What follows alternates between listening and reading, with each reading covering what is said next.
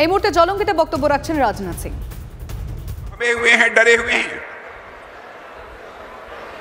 मेरे बहनों भाइयों, यह पश्चिमी बंगाल महान संस्कृति वाली विद्वानों की धरती है, लेकिन आजकल पूरे पश्चिमी बंगाल में एक अराजकता का माहौल है और सारे देश में यह अपने अपराध के लिए जानी जाती है और साथ ही साथ सांप्रदायिकता के लिए पश्चिमी बंगाल जानी जाती है।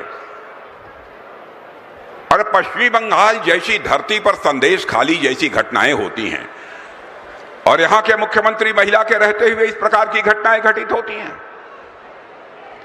मैं आपको यकीन दिलाना चाहता हूं मेरे बहनों भाइयों, इस बार भारतीय जनता पार्टी का झंडा पश्चिम बंगाल में फहरा दीजिए। हम ये देखते हैं किसने मां का दूध पिया है जो संदेश खाली जैसी घटना करने की जरूरत कर सकता है। यहां पर ईडी और सीबीआई भी जांच के लिए आते हैं, उनके ऊपर भी ये गुंडे बदमाश जो हमले करते हैं। कानून और व्यवस्था नाम की कोई चीज पश्चिमी बंगाल में नहीं बची है। और आप सभी जानते हैं किसी भी राज्य के विकास की पहली शर्त होती है चुस्त दुरुस्त कानून और व्यवस्था होनी चाहिए। केवल यहां पर गुंडे बदमाशों के हौसले बुलंद हैं। और संदेश खाली की जो घटना हुई है मेरे बहनों भाइयों, मैं कहना चाहूंगा भारत की ही नहीं दुनिया में जिन लोगों ने इस संदेश खाली घटना के बारे में सुना है, पूरी मानवता ही शर्मसार हुई है।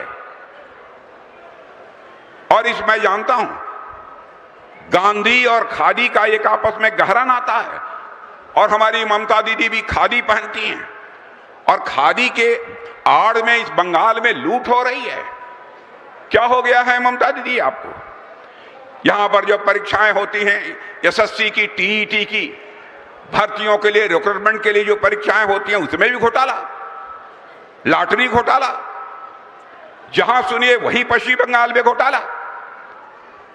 कभी कभी लगता है कि आप तृणमूल कांग्रेस हैं या कांग्रेस हैं, यह बात समझ में नहीं आती।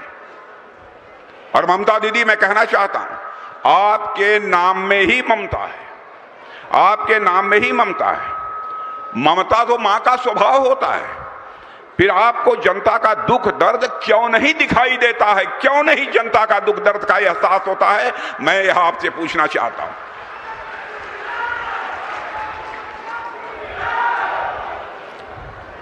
और मैं ममता जी पूछना चाहता हूं कहां चली गई आपके दिल की ममता? कहां खो गई है?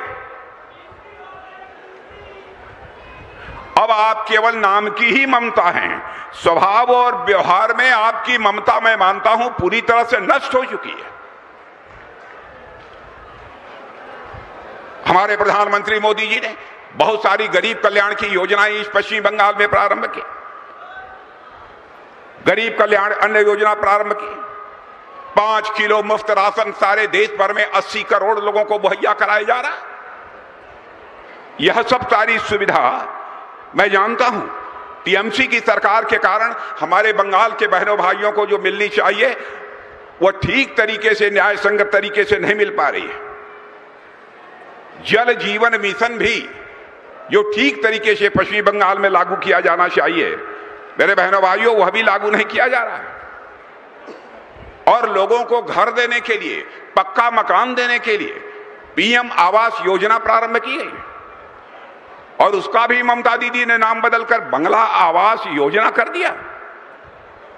और जो गरीबों को मिलना चाहिए आवास, गरीबों को जो घर मिलना चाहिए उनको न मिलकर टीएमसी कार्यकर्ताओं को घर दिया जा रहा है। ममता दीदी ये कहां का इंसाफ है? आयुष्मान भारत योजना हम लोगों ने प्रारंभ की, सारे देश भर में आयुष्मान भारत योजना लागू है, 5 लाख रुपए तक का मुफ्त इलाज। आपको गरीबों पर इतनी रहम नहीं आई ममता दी? क्या आपकी अंदर की ममता इतनी मर गई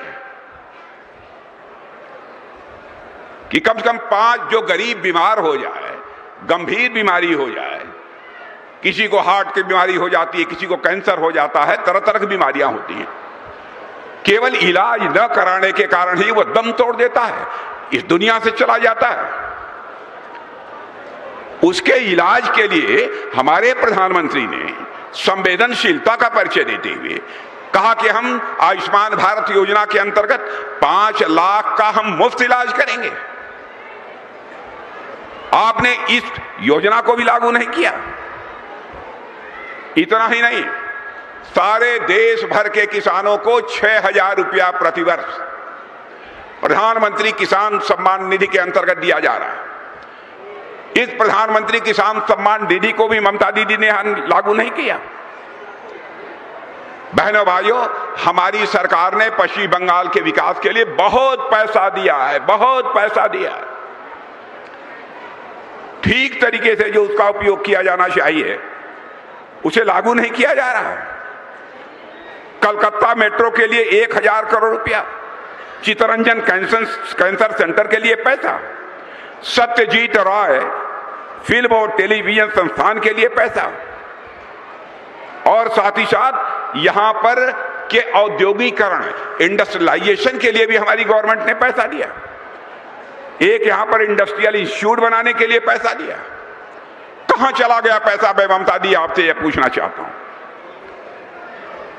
और इतना ही मैं याद दिलाना चाहता हूं, ध्यान से सुनिए मेरे बहनों भाइयों, 30 दिसंबर 2022 को हमारे प्रधानमंत्री जी की माता जी का स्वर्गवास हुआ था। अब पश्चिम बंगाल के प्रति हमारे प्रधानमंत्री की कितनी ममता है, कितना प्यार है यहां के लोगों से, यहां के लोगों के प्रति कितना सम्मान है कि 30 दिसंबर 22 को गुजरात में उनकी माता जी का स्वर्गवास हुआ। माता जी का अंतिम दर्शन करने के बाद सीधे वह पश्चिमी बंगाल वहां से चलकर उसी दिन पहुंचे थे और यहां पर वंदे मातरम ट्रेन को हरी झंडी दिखाने के साथ साथ 7,800 करोड़ रुपए की योजनाओं का शिलान्यास यदि किसी ने किया था तो हमारे प्रधानमंत्री नरेंद्र मोदी ने किया था।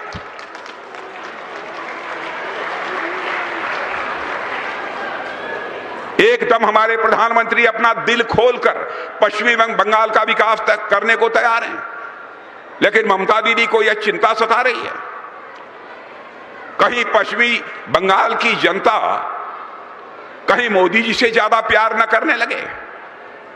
लेकिन ममता दी, मैं कहना चाहता हूं, भ्रम में मत रहिए। अब पश्चिमी बंगाल की जनता किसी नेता पर विश्वास करती है तो उसका नाम है नरेंद्र मोदी, जिसको प्यार करती है, जिसका सम्मान करती है। हम लोगों ने कहा कि बहुत सारे ऐसे लोग जो धार्मिक रूप से बांग्लादेश, पाकिस्तान, अफगानिस्तान में प्रताड़ित हुए हैं, जिनको परेशान किया गया है, जिनको अपमानित किया गया है, यदि वह भारत आते हैं तो उनके लिए हम लोगों ने एक नागरिकता का कानून बना दिया। ममता दी, आप कहती हैं कि हम नागरिकता के कानून को पश्चिम बंगाल में लागू नहीं करेंगे। ममता दी, मैं कहना चाहता हूं, अब आप जा रहे हैं, भारतीय जनता पार्टी पश्चिम बंगाल में आ रही है, नागरिकता का कानून हम लागू करके रहेंगे और पाकिस्तान, बांग्लादेश और अफगानिस्तान से धार्मिक रूप से जो प्रताड़ित होकर पश्चिमी बंगाल की धरती पर आए हैं अथवा हिंदुस्तान की धरती पर आए हैं, जिनको अब तक नागरिकता नहीं मिली है, बहनों भाइयों, हम उनको नागरिकता मुहैया कराएंगे, नागरिकता देंगे। दुनिया की हमें कोई ताकत नहीं रोक सकती है।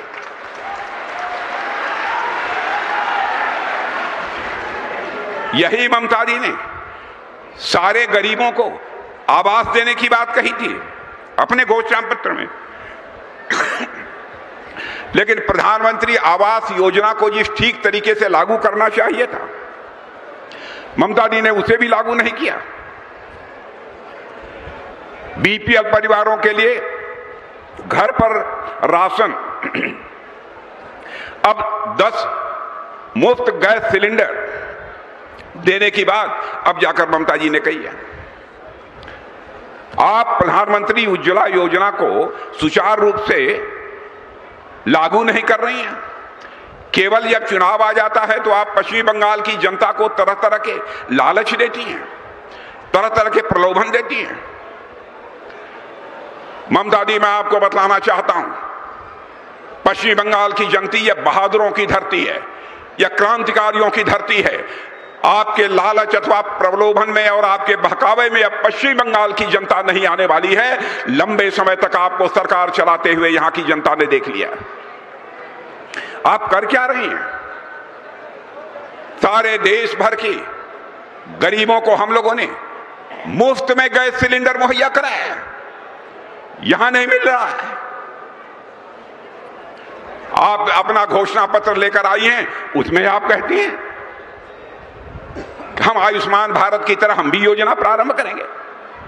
मेरा यह कहना है कि पहले आप आयुष्मान भारत योजना, जिसमें 5 लाख रुपए तक के मुफ्त इलाज की व्यवस्था है, पहले आप उसको लागू करिए। और किस तरीके से ये हिंदू मुसलमान को बांटकर सरकार बनाना चाहती है। ममता दी, मैं आपसे कहना चाहता हूं, जाति पंथ और मजहब की राजनीति नहीं होनी चाहिए। राजनीति यदि होनी चाहिए तो इंसाफ और इंसानियत की राजनीति होनी चाहिए। ममता दी दिया होगा। और मैं ये बात अपनी गोरखा परिवारों से कहना चाहता हूं कि आपके न्याय की लड़ाई में हम आपके साथ हैं। हमें सुनिश्चित करेंगे कि आपको न्याय मिले। भारत का संविधान ही आपको न्याय देगा। हम क्षेत्र के सारी समस्याओं के समाधान के लिए कटिबद्ध है और 11 छूटी हुई गोरखा उप जनजातियों को ट्राइबल में समाविष्ट करने की आपकी जो मांग है वो भी अभी कंसिडरेशन में है। इस पर विचार चल रहा है। मोदी जी ने दार्जिलिंग के टूरिज्म के लिए ढेर सारी योजनाएं बनाई हैं। पहाड़ के विकास के लिए और चाय बागान के श्रमिकों के लिए भी हमने ढेर सारी योजनाएं बनाई। हम श्रम कानून भी लेकर आए, मगर तृणमूल कांग्रेस उसको जमीन पर नहीं उतरने दे रही। भाई और बहनों, मैं आपको आश्वस्त करता हूं कि कम्युनिस्ट और तृणमूल दोनों ने इस पहाड़ को रक्त रंजीत किया था। आप हमारे साथ रहिए। हमारे गोरखा युवा राजू बीच को जिताइए। पहाड़ पर शांति लाने का काम केवल और केवल भारतीय जनता पार्टी कर सकती है। मैं आप सबसे हृदय से क्षमा प्रार्थी हूं। आप 26 तारीख को राजू बीच के नाम के सामने कमल के निशान पर बटन दबाकर मोदी जी को तीसरी बार प्रधानमंत्री बनाए, राजू भाई को दूसरी बार सांसद बनाए। यही मेरी आप सभी से विनती है। धन्यवाद। चल रहा है मेरे बहनों भाइयों, 2 साल से रूस और यूक्रेन के बीच युद्ध चल रहा है। बड़ी संख्या में दोनों देशों के लोग मारे जा रहे हैं। मिसाइल, बम, तोप रूस की तरफ से भी चल रही है, यूक्रेन की तरफ से चल रही है। बड़ी संख्या में लोग मारे गए। हमारे भारत के बहुत सारे बच्चे यूक्रेन में पढ़ाई करते थे। कोई एमबीबीएस कर रहा था, कोई इंजीनियरिंग कर रहा था, कोई और पढ़ाई कर रहा था, मैनेजमेंट का कोर्स कर रहा था। उनके माता पिता जो भारत में थे, उनको चिंता इस बात की हुई कि रूस की तरफ से बराबर मिसाइल, बम, गोले, तोप चल रहे हैं, कहीं हमारे बच्चे की जिंदगी को खतरा न पैदा हो जाए। तो उनका एक डेलीगेशन प्रधानमंत्री जी से मिला और प्रधानमंत्री जी से अनुरोध किया कि प्रधानमंत्री जी, चाहे जैसे भी हो, हमारे बच्चों को आप यूक्रेन से बाहर निकाल कर ले आइए। अब देखो बहनों भाई, हमारे प्रधानमंत्री का कद कितना बड़ा है। उन्होंने तुरंत रूस के राष्ट्रपति मिस्टर पुतिन से बात की और यूक्रेन के राष्ट्रपति मिस्टर जेलेंस्की से बात की। 4.5 घंटे के लिए युद्ध रुक गया और हमारे 22,000 भारतीय बच्चे यूक्रेन से चलकर भारत आ गए। यह है हमारा भारत, यह है हमारा भारत। और ममता जी, क्या यह सब आप नहीं देखती हैं? क्या हो रहा है भारत में? आपको चाहे मार पीट खरीद जैसे भी हो, पश्चिम बंगाल में सरकार बननी चाहिए। इसी बात की आपको चिंता रहती है। आप इस बात का पता लगा लेना बहनों भाइयों, हमारे प्रेस के मित्र यहां खड़े हैं, मैं इनको भी कहूंगा, हमारी बात यदि कोई गलत हो, आप अपने न्यूज़पेपर अखबार के पन्नों पर लिख देना, राजनाथ सिंह आए थे और जनता को गुमराह करके चले गए। हमारी गलती होगी तो मैं स्वीकार कर लूंगा। और यह बात मैं कहने जा रहा हूं कि पंडित जवाहरलाल नेहरू जब भारत के प्रधानमंत्री थे, वह भी बार बार कहते थे कि मैं भारत से गरीबी मिटाना चाहता हूं। इंदिरा जी आई, इंदिरा जी ने भी कहा मैं गरीबी मिटाना चाहता हूं। और राजीव गांधी जी आए, उन्होंने भी कहा कि मैं गरीबी मिटाना चाहता हूं। लेकिन बहनों भाइयों, गरीबी नहीं मिट पाई।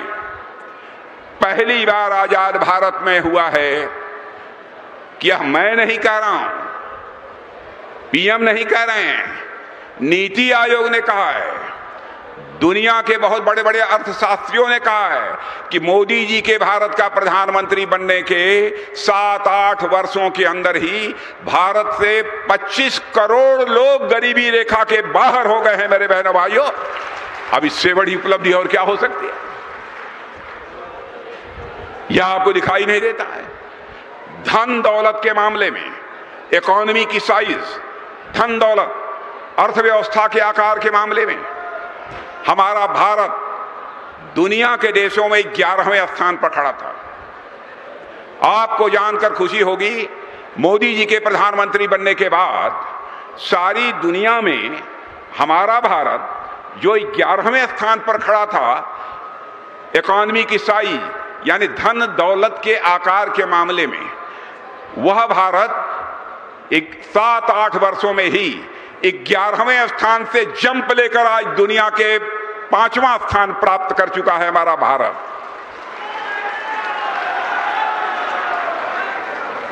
और आज बड़े बड़े अर्थशास्त्री, बहुत बड़ी बड़ी फाइनेंशियल फर्म यह दावा कर रही हैं, सबसे तेजी से आगे बढ़ने वाली अर्थव्यवस्था दुनिया में किसी देश की है तो हमारे और आपके देश भारत की है मेरे बहनों भाइयों।